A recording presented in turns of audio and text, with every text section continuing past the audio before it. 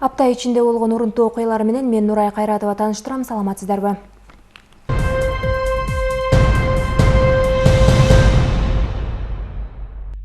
Акыркы убакта коомчулукта бекеттерде кезек күткөн жүк ташуучу унаалар боюнча нааразычылыктар жаралып келет. Көпчүлүк маселе адаттагыдай Казакстан тараптын чек арасынан жаралып жатат десе, айрымдары кыргыз чек арачыларын күнөөлөшүүдө. Деги эле тыгындардын жаралышына эмне себеп болууда, кабарчыбыз кызыгып көрдү.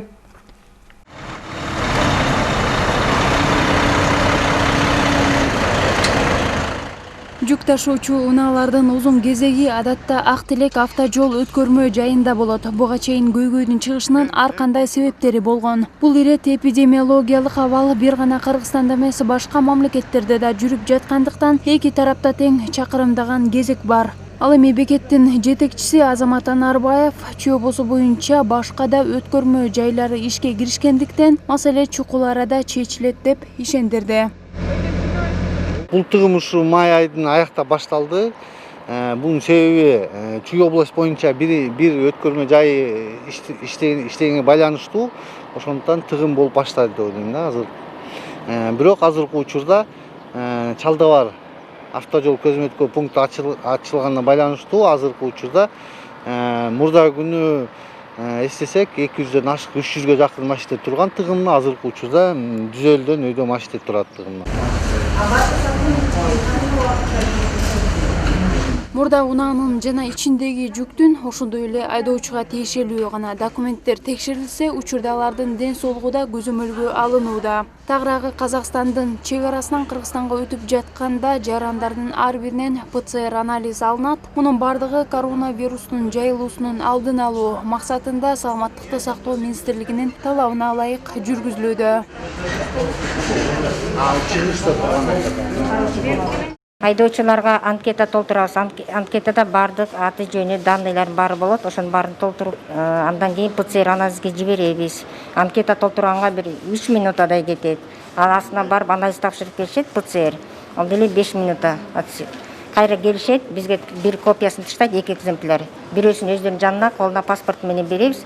Андан паспортный контролго кетишет балдарга.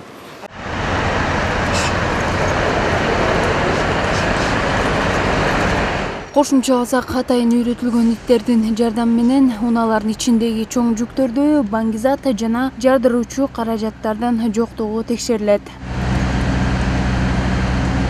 Жогорудагы текшерүүлөр албетте белгилүү бир убакытты талап кылат. Деген менен айдоочулар ысык суукка карабай суткалап кезегин күтүп зарыгып турганы анык. Айрымдары кырдаалды түшүнүү менен кабыл алса, кээ бирлери бийлик өкүлдөрүнө нааразы. Из-за коронавируса анализы пока берут, это же время. Все, я только думаю из-за этого. Только из-за этого? Да. Уже 3 суток стоите. Да, еще вчера только открыли все таможни, а так была одна, поэтому все здесь забились.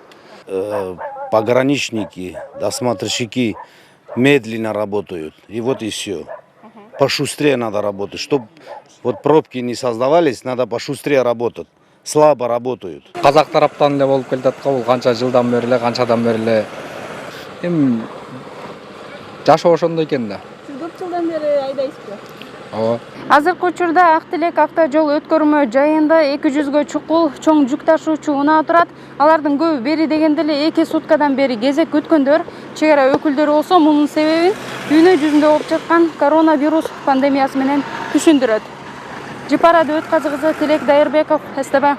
Өлкөдө абал өзгөрүп, ишмердүүлүк жанданды. Акырындап ар түрдүү тармактын өкүлдөрү жумушка чыгып, ошол эле убакта аларга санитардык эрежелерди сактоо талабы коюлган. Бул нормаларды аткаргандар да, тилекке каршы капарына албагандар да бар. Айрыкча коомдук транспорттар менен базарларда аба алгандай кабарчыбыз кызыгып көрдү.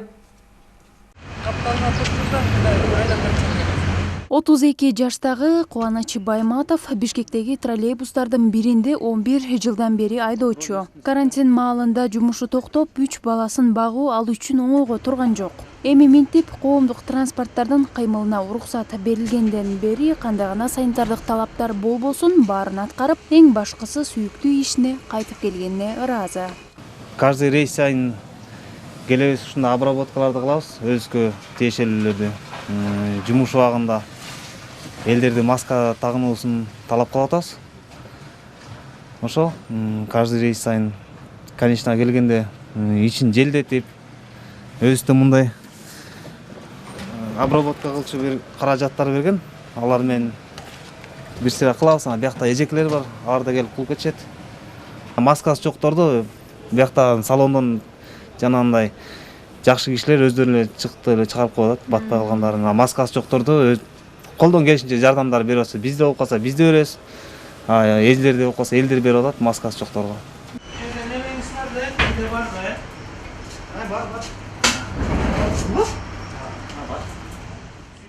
Эпидемиологиялык кырдаалда троллейбус, автобус, маршруткаларда орундуктар толгудай гана жүргүнчү алуу талапка ылайык. Адамдардын саны андан ашып кетсе же бет кап тагынбай коомдук транспортко кирсе, айдоочу аларды албай коюуга укуктуу. Эгерде санитардык нормаларды айдоочулар өздөрү сактабаса, жүргүнчүлөр сөзсүз түрдө андан талап кылышы керек.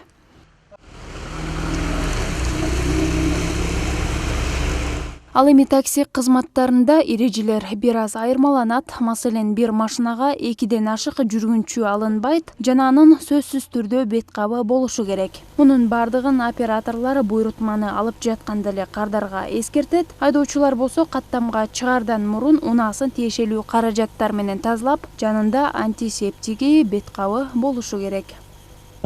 Талаптар бул бет кап, перчатки, колгап, антисептик, анан машинаны өзүндөгү дезинфекция кылуудан,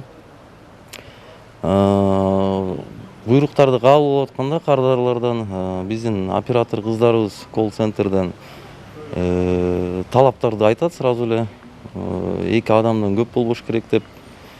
Анан өзүбүз дагы ооз эки болобу, анан эфир аркылуу болобу, айдоочуларыбызга дайыма эскертип турабыз.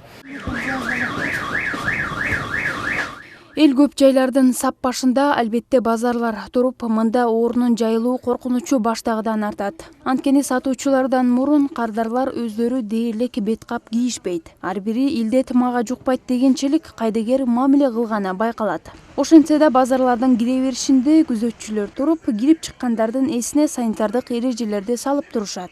Мындан сырткары ар бир өтмөккө антисептиктер коюлган. Биз мына масканы карайбыз, антисептиктен текшеребиз. Бизде мына ар бир проходдун башында, проходдордун арасында мындай антисептик турат. Вот ошолорго айтып турабыз, колуңар сепкиле, маска кийгиле деп баарын эскертип. Маскасы жокторду кайрыйбыз артка кээ барып алып келе, анан киресиңер депчи. Аз тагын болуш керек, кармап турчу анан. Мен жаңы эле келдим да базарга. Эми тагын таштайм. Ооба, сактай эле келип атабыз. Чыкканыбызга бир жыл болгон, кайра эле жабылат деп имиш угуп атабыз. Эми Кудай сактасын деле отурабыз биз деле. Бала чака багабыз деп элечи. Анан перчатка тагынабыз, маска тагынабыз. Келген клиентке колуна чачып берип атабыз ушу. Ошентип эле эми эрежелерди сактай эле атабыз.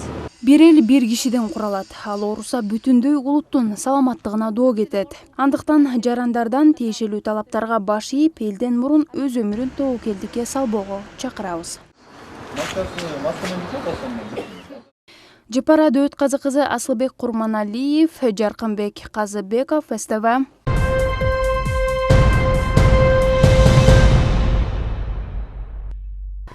Аймактарды өнүктүрүү мамлекеттик саясаттын артыкчылыктуу багыты. Ага ылайык региондордо тургундарга жагымдуу шарттарды түзүү, инфратүзүмдү жакшыртуу, таза суу менен камсыз кылуу аракеттери көрүлүүдө. Бул багытта Чүй районунда дагы иштер жүргүзүлүп, бир катар айылдарда таза суу көйгөйү чечилип, борбордук көчөлөрдү жарыктандыруу иштери жүрүүдө. Чүй районунун 11 жылга айыл аймагында борбордук көчөлөрдү жарыктандыруу иштери уланууда. Жалпысынан 4 айылдын көчөлөрүнө 200гө жакын жарык чырактары орнотулмакчы. Долбоорду ишке ашыруу үчүн Арис программасы аркылуу 1 миллион 230 миң сом каралса, 250 миң сом жергиликтүү бюджеттен бөлүнгөн. Аймактарды өнүктүрүү, санаптештирүү жана балдарды жылы деп жарыянганына байланыштуу көп иштерди аткарып, ошонун ичинде ушул айыл аймагынын көчөлөрүн жарыктандыруу болуп эсептелип атат да. Ушул көчөлөр менен биздин кичинекей балдар басат. Түнкүсүн балдар мектептерге 3-сменден келатканда ошол кышкы мезгилинде аябай көйгөй болчу да. Ошол себептен биз элдин көйгөйүн туура түшүнүп, ушул көчөлөрдү жарыктандырып берип жатабыз. Сууну тазалап турган бактерияларды тазалапчы. Карамагына 5 айыл кирген Искра айыл аймагында таза суу көйгөйү чечилди. Аймактарды өнүктүрүүгө багытталган жылдары айылда 2 скважина орнотулган. Маселен, Искра айылынын тургундары буга чейин жеке менчик тоок чарбасынан суу алып келишсе, эми суу мунарасы орнотулуп, ичүүчү сууга болгон муктаждык чечилди. Ал үчүн Чүй облустук өнүктүрүү фонду финансылык колдоо көрсөтүүдө.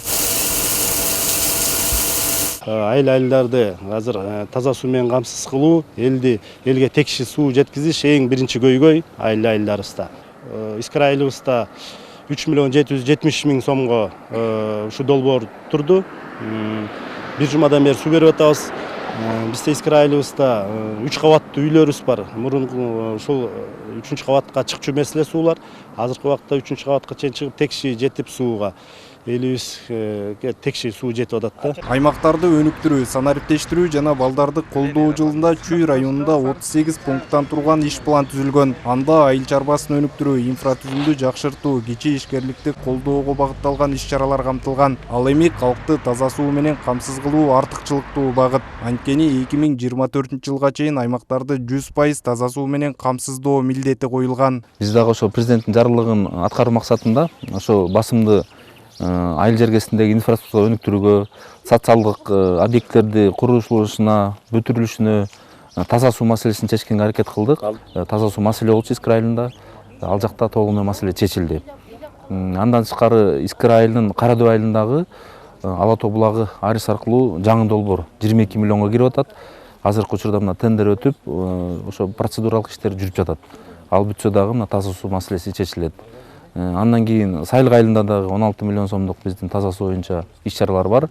Ошол биз 2 жылдын ичинде президентибиз айткандай Чүй району боюнча таза суу маселеси толугу менен чечилет. Учурда райондун социалдык экономикалык абалын жакшыртуу боюнча бир катар долбоорлор ишке ашып жатат. Айта кетсек, 11 жылга айыл аймагы Токой чарбасы жана глобалдык экологиялык фонду менен ири долбоорду ишке ашыруу алдында турат. Ага ылайык тоо этегиндеги 46 гектар аянтка алма багы тигилет. Долбоордун болжолдуу суммасы 16 миллион сомду түзүп, 2021-жылы жыйынтыкталат.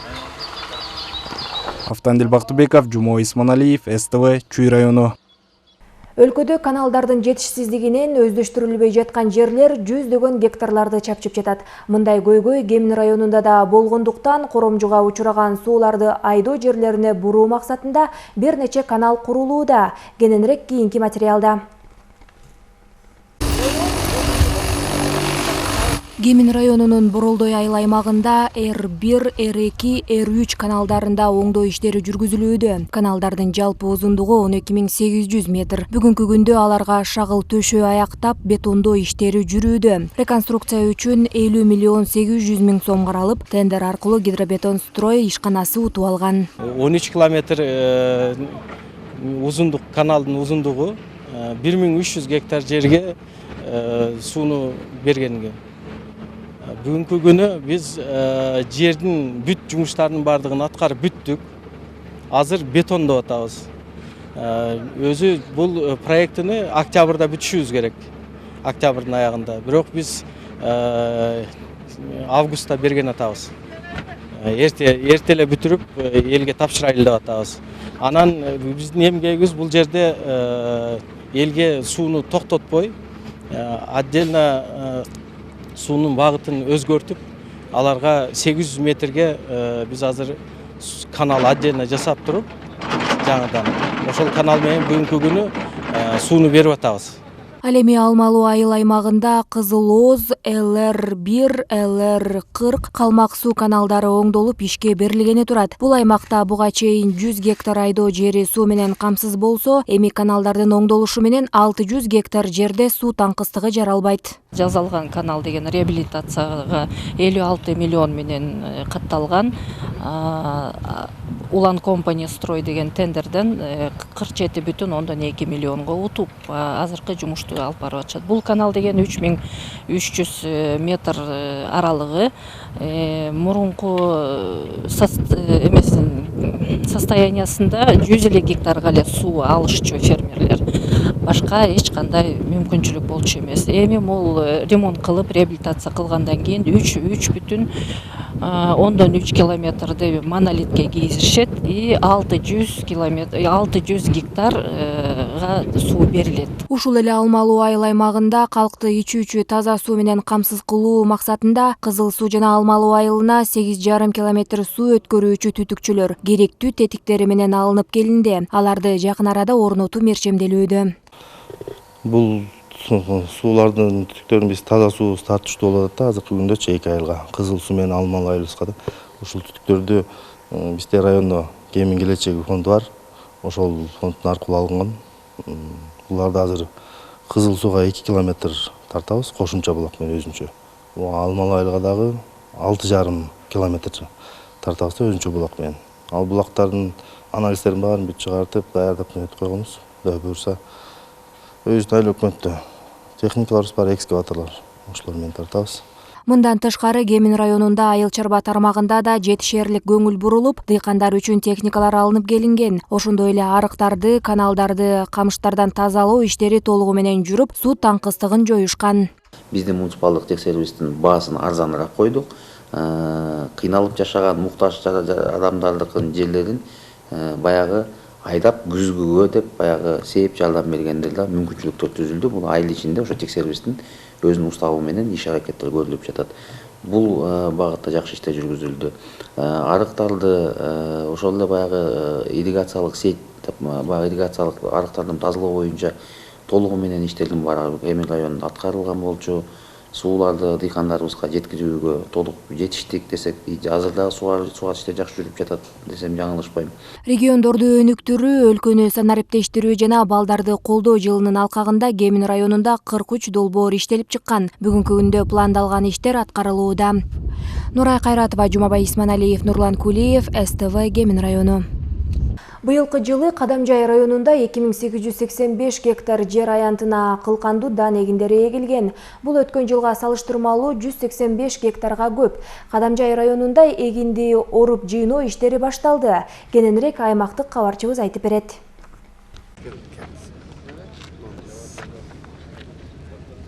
Кыргыз Республикасынын айыл чарба, тамак аш өнөр жайы жана мелиорация министри Эркинбек Чодуевдин Кадамжай районуна болгон бир күндүк иш сапары Кыргыз кыштак айылындагы дан 2020 өнөктүгү ийгиликке өбөлгө аттуу семинарга катышуу менен башталып отурат.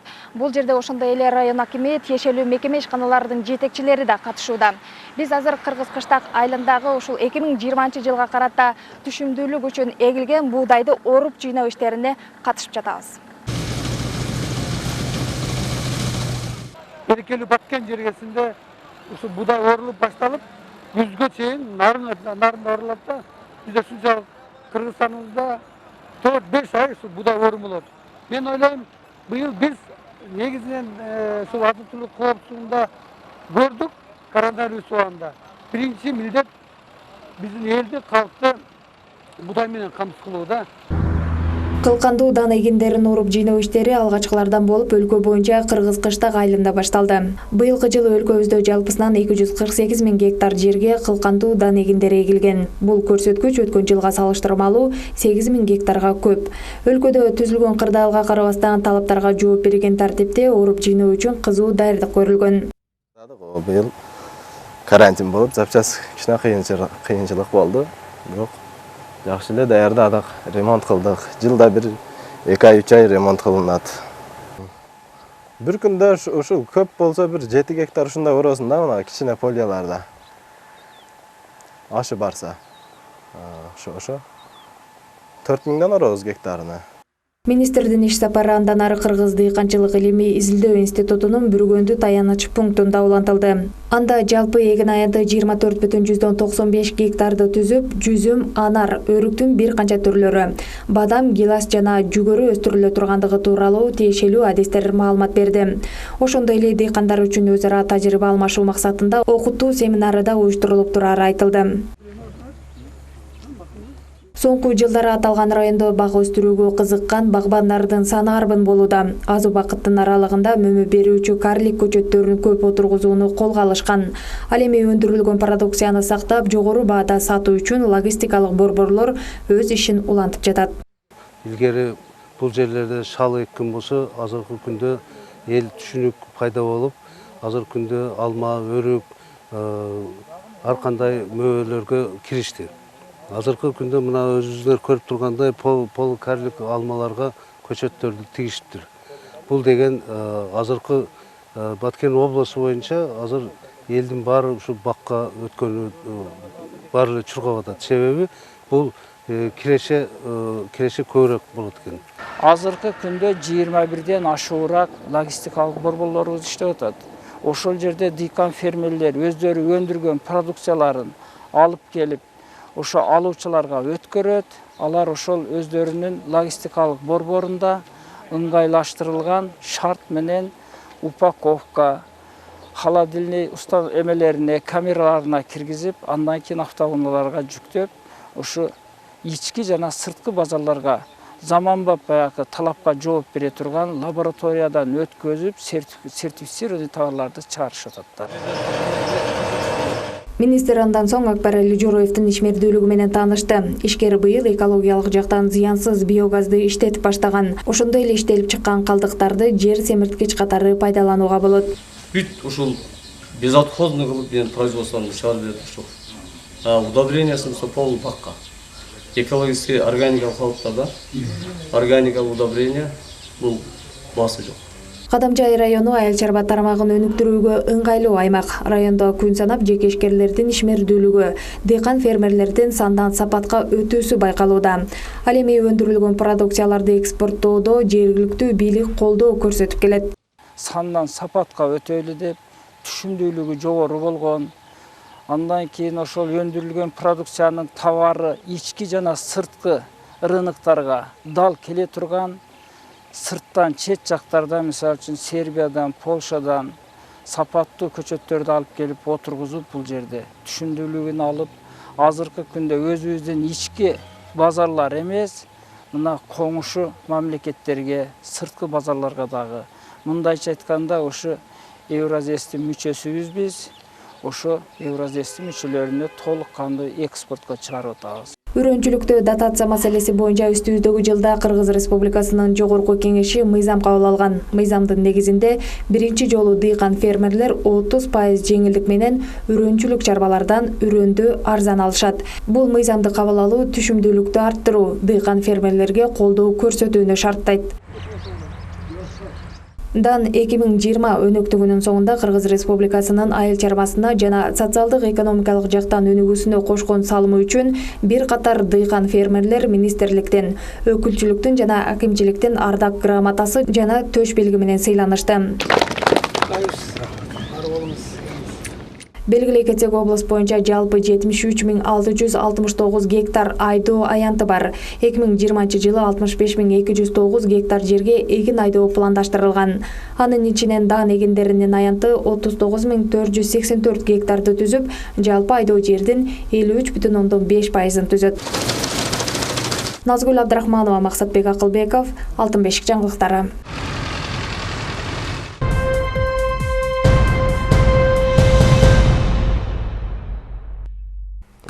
Өлкөдө аралыкта билим берүү үчүн мектептердин материалдык техникалык базасын чыңдоо зарыл экенин Кырдаал көрсөттү. Билим берүү жана илим министрлиги Кыргызстандагы ар кандай фонддор, борборлор менен биргеликте республикадагы 50ден ашык мектепке ноутбуктарды тапшырды. Темага кабарчыбыз токтолот. Билим берүү жана илим министрлиги аралыктан окутуу үчүн мектептердеги техникалык базаны чыңдоо максатында коомдук фонддорго кайрылуу жасаган. Кыргызстандын аймагында иш алып барган фонддор министрликтин сунушун четке какпай керектүү техникаларды алып беришти. Бул ноутбуктар биринчи кезекте алыс жайгашкан мектептерге берилип, мекеменин мүлкү катары катталат. 57 мектеп бул биринчиден алыскы чек ара райондоруна жайгашкан. Баткен областында жайгашкан, алыскы Жалал Абад областындагы чек ара райондорундагы мектептер эске алынды.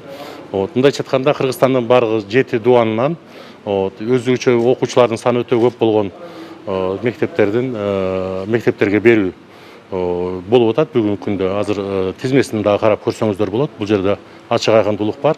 Аралыкта билим берүүдө мугалимдер окуучулар менен кайтарым байланышта болуу үчүн заманбап техникалык каражаттарды өздөштүрүүгө жетишти. Алардын катарында селекция айылынын Орок орто мектебинин мугалимдери дагы бар. Дистанттык окууда агартуучулар уюлдук телефондор жана мектептин электрондук китепканасын колдонуп сабактарды өтүшкөн. Эми аларга жаңы заманбап ноутбук берилди. Бул мектеп үчүн чоң жардам. Нама фондуна аябай ыраазы болуп атабыз.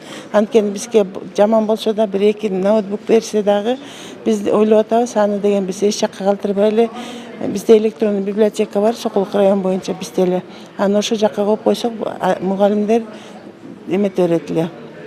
Ошо жерде иштей берет эле. Нама фонду Кыргызстанда 5 жылдан ашуун убакыттан бери иштеп келет. Аталган фонд учурда пандемияга каршы долбоорду ишке ашырууда. Долбоор 3 багытта жардам берүү максатын көздөйт. Ал медициналык, социалдык жана билим берүү багыты. Коронавируска каршы өзүбүздүн ресурстардын баарын ушуга жумшап атабыз. Бул 3 багытта иш алып бара турган программа болду. Биринчи багытыбыз медициналык, экинчи багытыбыз азык-түлүк тармагында муктаж болгон үй бүлөлөргө продуктларды беребиз, 350 тоннага жакын. Андан кийин үчүнчү багытыбыз ушу онлайн сабактарды жакшыртуу максатында муктаж болгон мектептерге ноутбуктарды берип, онлайн сабактарды жакшыртууну дагы жогору деңгээлге чыгаруу деген максатта ишти алып баратабыз. Адистердин айтымында аралыкта билим берүү, онлайн сабактарды өтүү азыркы замандын талабы. Андыктан өлкөдөгү билим берүү системасы дагы мындай ыкманы өздөштүрүүсү шарт. Ал эми бүгүнкү берилген белектер Чүй жана Бишкек шаарынын мектептерине таратылды. Алыскы аймактардагы мектептерге жакынкы күндөрү жеткирилет. Бул сыяктуу билим берүү тармагына көрсөтүлгөн жардамдар дагы да уланаарын уюштуруучулар белгилеп өттү. Мээрим Доктурбекова, Тилек Дайырбеков, СТВ. Көз жаш, сүйүнүч, эскерүү менен коштолуп, жыл сайын белгиленип келген жеңиш күнү быйыл убагында жана тиешелүү деңгээлде өткөрүлбөй калганы өкүндүрөт. Бирок улуу жеңиштин 75 жылдыгын чоң масштабта майрамдоо мөөнөтү июнь айына жылдырылган. Мындан улам Москва шаарында боло турган салтанаттуу жүрүшкө Улуттук гвардиянын кызматкерлери дыкат даярдык көрүшүүдө.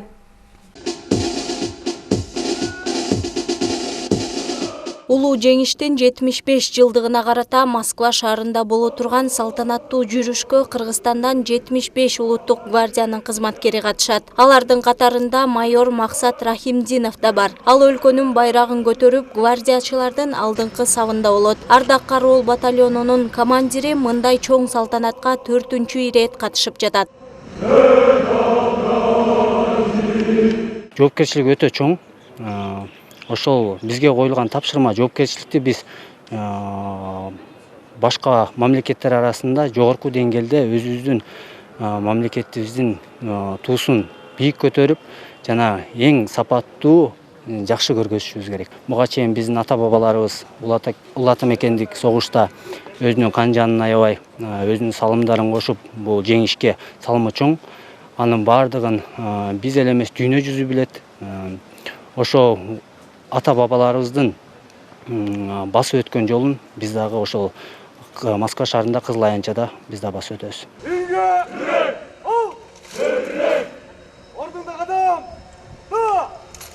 Улуттук гвардиянын курамындагы 79 аскер күнүнө 8 саатка чейин машыгышууда. Себеби алардын мойнунда өтө чоң жоопкерчилик бар. Сапта туура так бардык эрежени сактап басуунун өзү эле көп мээнетти талап кылат. Андыктан алардын ар бири өзгөчө критерийлердин негизинде тандалып алынган.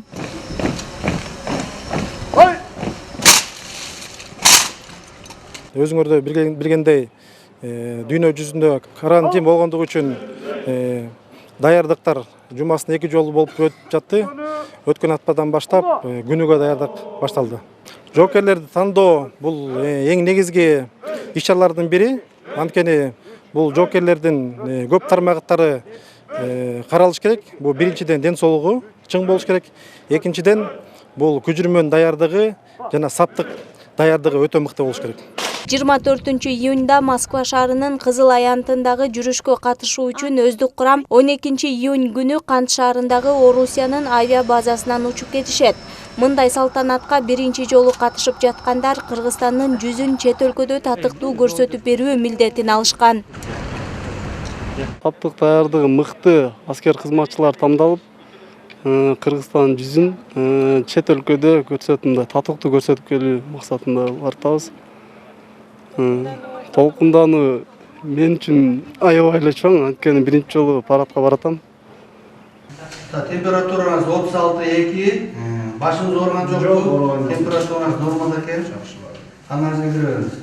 Дүйнөдөгү кырдаалга байланыштуу бардык санитардык эрежелер сакталууга тийиш. Коронавирус инфекциясын алдын алуу максатында гвардиячылар 4-чү жолу ПЦР тестин тапшырышты. Улуу жеңиштин 75 жылдык мааракеси чоң масштабта өтөт. Аны СССРдин курамындагы болгон мамлекеттердин бардыгы күтүшүүдө. Россия Федерациясына барганда да башка мамлекеттерден келгендер менен биргеликте машыгуулар 2 жумага чейин уланмакчы. Мунара Кадырдин кызы, Тилек Дайырбеков, СТВ. Ушуну менен апта маалымат программасы жыйынтыкталды. Кийинки эфирден амандашканча.